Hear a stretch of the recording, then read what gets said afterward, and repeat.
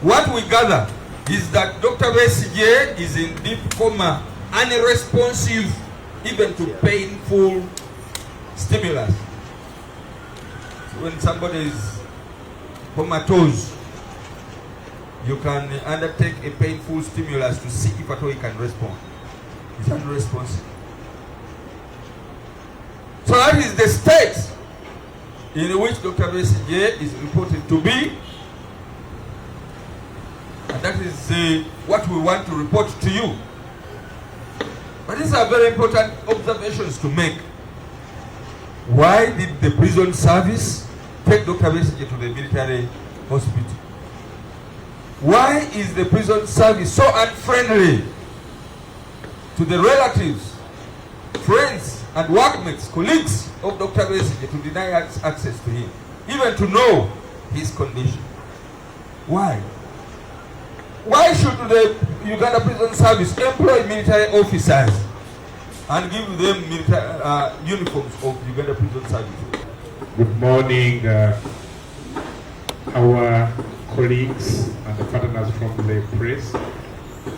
We want to thank you for honoring our invitation that came rather late, but the situation demanded so. We want to thank you for coming and being brave, having the courage to cover people's front for freedom and all the voices of dissent in this country. Yesterday, while in court, we witnessed the state's wrath to humanity and the state's wrath to Dr. Kizza Besigye. For those doubting Thomases, who we have been telling that the state would want to have Dr. Besigye killed, yesterday was a very good example. Yesterday, Dr. Besigye protested while the judge, Emmanuel Baguma, Pirato, insisted to ignore the Constitution, insisted to ignore the rules of procedure in the court, call them civil procedure rules, and he proceeded to listen to a fugitive called Orlando, who came to give his so-called evidence against Dr. Besigye.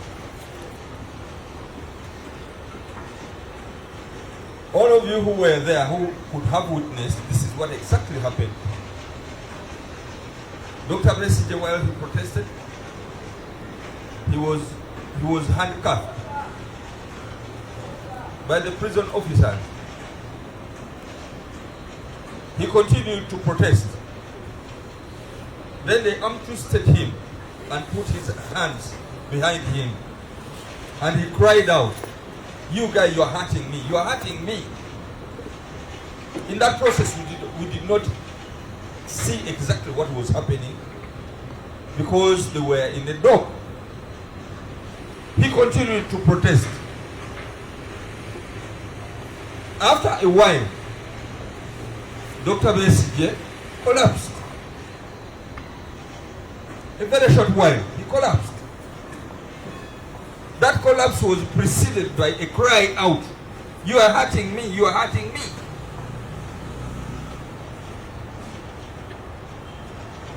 How were they hurting him? Could somebody have administered something, because that cry preceded shortly his collapse? Yes, you can think about a faint. Somebody can faint. But while he collapsed, I and Dr. Kamara, a renowned physician, and Dr. Olive Kousi, our teacher in the School of Medicine, we were 3 medical doctors who could have assisted the prison officers in taking charge to resuscitate somebody who has collapsed. That was Dr. Besigye. They denied us access to now a person who was a patient before us. We protested and we wanted to approach. They denied us access to our leader. And it took them about 15 minutes to drag him outside the door and take him to a room down.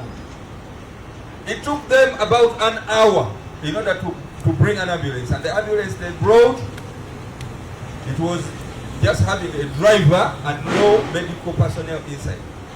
It took them another 25 minutes to bring in another ambulance with a driver and a nurse. That is the ambulance that drove him out.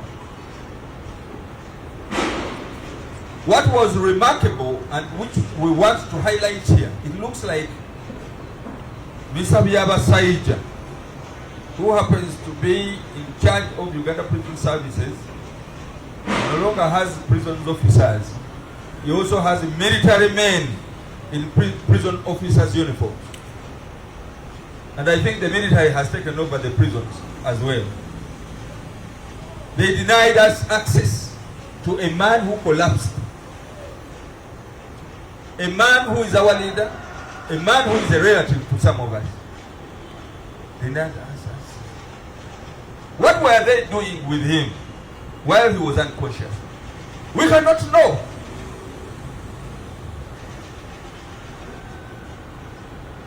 Any sensible officer, especially for a person who is being declared an enemy of the state, according to President Museveni, you cannot remain in the hands of the people who hate you while you are unconscious and you think we shall not suspect anything, especially when we are medically trained. The prison officer, who was a lady with the 3 stars, I don't know her name. She organized the operation to take Dr. Besigye to wherever it was. Dr. Olive Kobusinje took off time and went to her and asked her for permission to see her brother. And you know what she said? She told Dr. Olive Kobusinje, you'll find us in Luzira, that is where we are taking him. So we assumed that they were taking him to Maxon Bay. And it would be okay with us if at all he was taken to Maxon Bay, because we would know that it is the prison service that is undertaking his Medicare. They instead took him to Mbuya Military Hospital. Mbuya Military Hospital. Why did that prison officer deny us information? Why did she have to hide the identity of the hospital where they were taking Dr. Besigye? And it was after that engagement in such a facility that was driven to the National Referral Hospital, Mulago, in the intensive care unit, ICU. They drove him at night. They did not even have a courtesy of telling the relatives, especially Dr. Olive Kobusinje, who was around. It was through our own intelligence that we discovered that he had been taken to the ICU in Mulago Hospital, and we don't even have access to him. What we gather is that Dr. Besigye is in deep coma, unresponsive even to painful stimulus. So when somebody is comatose, you can undertake a painful stimulus to see if at all he can respond. He's unresponsive. So that is the state in which Dr. Besigye is reported to be. And that is what we want to report to you. But these are very important observations to make. Why did the prison service take Dr. Besigye to the military hospital? Why is the prison service so unfriendly to the relatives, friends, and workmates, colleagues of Dr. Besigye to deny access to him, even to know his condition. Why? Why should the Uganda Prison Service employ military officers and give them military uniforms of Uganda Prison Service? Because we can differentiate the behavior. The difference between the behavior of the military officers and officers who belong to the institution called the Uganda Prison Service. They behave very differently. Why would Uganda Prison Service officers have a lot of anger and be annoyed with us who wanted to see Dr. Besigye and offer medical care? Why would they be annoyed? They are mere custodians. They are usually friendly. And we who have been in that prison know the behavior of the Uganda prison servicemen, and we can differentiate the prison servicemen from the military officers, and we saw military officers in prison uniform. And we want to interrogate this.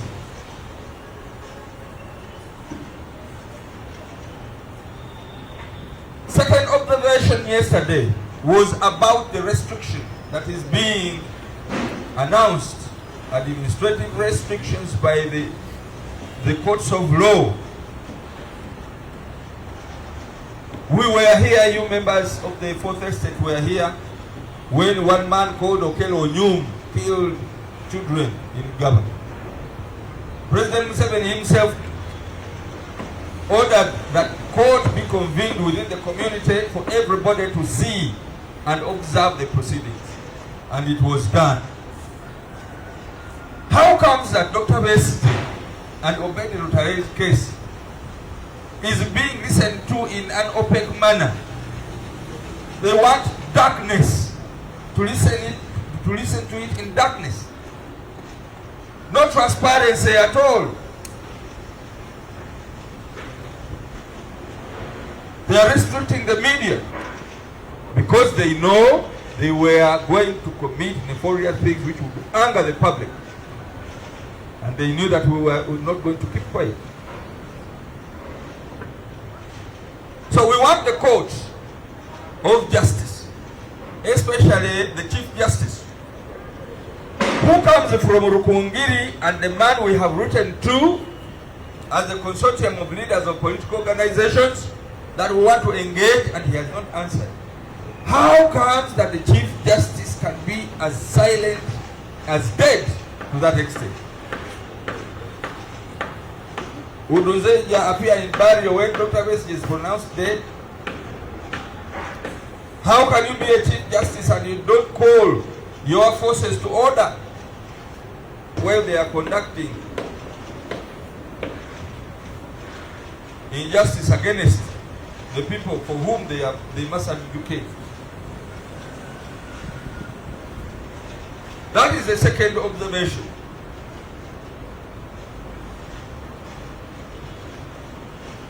Members of the fourth estate, our most important message today is to demand for the health of Dr. Besigye. We know very well that in the courts of law, there is no justice. Mr. Baguma is already organizing his judgment. Maybe he has already organized a judgment, and these are just formalities. So we expect no justice from him. We would have expected the Chief Justice Zeija Flavian to come out and change the person presiding over this case in Baguma, who has failed totally to convince even a kid that he can preside over a case and we get justice out of it. He's biased, he's commanded. I think he's a commander, he's a military officer.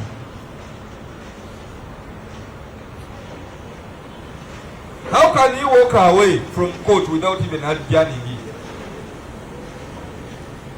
How can you refuse to listen to a man representing himself? He himself. in court. How can you fail to make a response about constitutional matters that somebody representing himself raised, and you want to proceed because Orlando must go back home where he came from? A ticket, the state cannot afford a ticket for him to come back anytime. It's a very shameful thing for Justice Baguma that after forcing Dr. Besigye to listen, which he refused to do, court had to stop even without an judgment. So we want to ask him, did the court proceed? Dr. Besigye said, you are not going to proceed with this nonsense. Did it proceed? Okay, he can laugh that he is sick, and he can laugh if at all he died. But did he proceed? So is he going to advocate and pass a sentence against somebody who is bedridden or even dead if at all he wants? Where did the jurisprudence go? It is one of the subjects in law. Where did it go? So Justice Besigye, the Chief Justice, needs to pull up his socks. If at all the judiciary is finally hijacked, even the office of the Chief Justice is hijacked by the military, let us know. Because we are aware that PLU is eating all the institutions of this country. Finally, let me talk about what exactly is happening in Uganda, because you members of the fourth estate need to know and explain to the country all these struggles we are facing. We are facing these struggles because of a struggle of one family which wants to rule us until their death. One man is ruling this country for 45 years. He wants to pass the baton to the son. The son is preparing the grandson of the first president in Sandhurst, so that he takes over the baton from the father, then the grandson takes over the baton from the son. That hegemony is fighting to ensure that they continue to subdue the population of Uganda, the population they found here. That is their struggle. And when they see anybody who can be president, like Dr. Besigye, that one must be killed, or lawfully, they will say he must be lawfully killed. So you go through the courts of law, Baguma passes the conviction, and then you can hang him by the neck until he's dead. Then you say that the courts decided so. When they see the party leader like Elias Lukwago is emerging, they say that one is going to compete against the son, so he must be incarcerated or even allowed to be killed by his health conditions by denying him the right to go for treatment abroad. When they see any kind of political threat to their future tenure of office of the presidency, they will continue to hunt everybody down. And now their aim is at PFF. They want to see everybody who comes out as a leader to be implicated in this or that, ends up in prison. They want you to be fugitive or even to go out of this country. Then they can get peace. With that notion, they are willing to indoctrinate the judiciary, which they have weaponized against the opposition.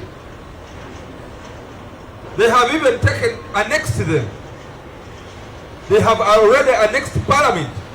That is why you see the leadership of parliament through the speaker and deputy speaker are already in the son's political party called PLU.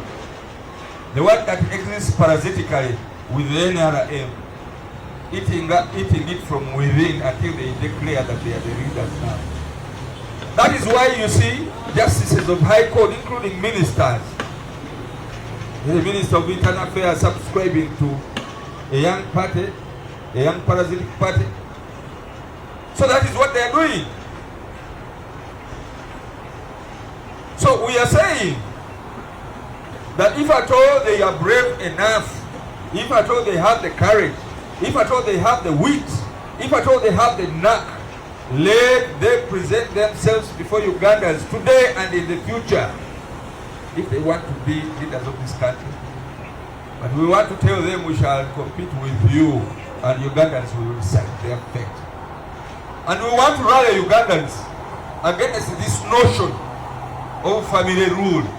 It is ruining every institution of government. How can you deny Elias Lukwago bail when he presented all his documents about his illness? He doesn't belong to the prison, he belongs to the hospital to see doctors, not to see prison warders. But as a country in which we live, simply because they want to do away with any possible competitors for political power.